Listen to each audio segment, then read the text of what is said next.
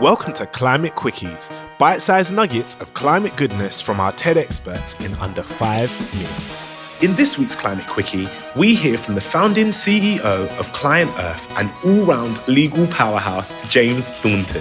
James shares a story about how his organisation worked with a local community in Poland to take on the government and win. We love it because it shows how we can use the law as a mechanism to stand up for our planet and our people. Let's head over to James to share the story. Stay curious. I always start with science. So if the Earth is your client, then as a lawyer, you're supposed to talk to your client. So if Miriam's my client, I have to sit down with her and say, what's your issue? What's your problem? What's your feeling? But if the Earth is your client, how are you going to do that with the Earth? And the answer I came up with is science. Because the science can tell us, okay, what does the Earth need in terms of taking care of nature and taking care of climate?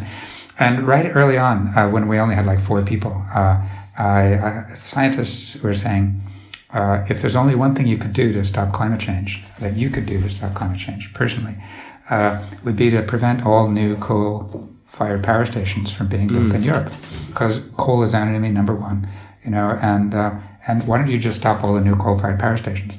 And I said, okay, we've got like 4 people, but we can do that. You said, okay. Yeah, we'll do that. We'll get going on that. So we got going on that. And one of the things to do there was then to create an office in Poland, because more than half of all the new ones were going to be built in that country. As I said, okay, so if we're going to do this, we have to find Polish colleagues and create a Polish institution. We did that. And then we started by suing 14 huge investments in coal-fired power stations, these 14 vast things. And the government was totally hot on coal. At that point, they got like 90% of their electricity from burning coal. Oh, wow. And this was a country that was just like in love with it. As it was like maybe 100 years ago in the UK, where everything depended on coal. But that's where their mindset was still at. And when you talk to people in Poland, as I would go around and meet people to learn things, have all these conversations. So many times I heard people say the phrase, coal, our national treasure. I just kept hearing that, right? Hundreds of times. And I thought, wow, this is a cultural situation.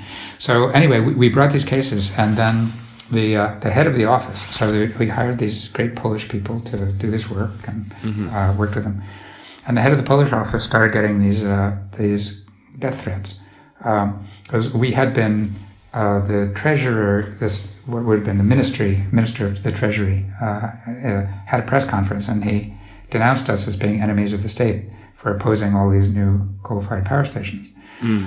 And then I never got any threats, but the head of our office started getting these death threats, where he had 2 phones, and one was a phone for everybody, and he had a separate phone that only his mother, his brother, and his wife had the number. I didn't have it.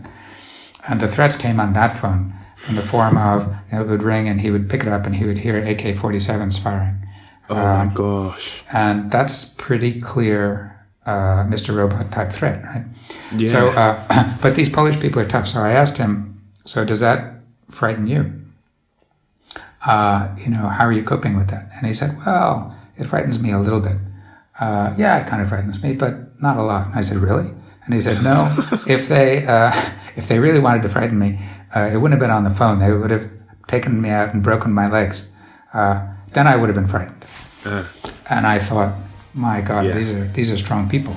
But so you do encounter some of that, but it's surprisingly little, really. Thanks for listening to this Quickie.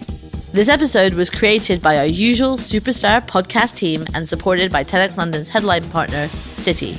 Until next time, stay curious.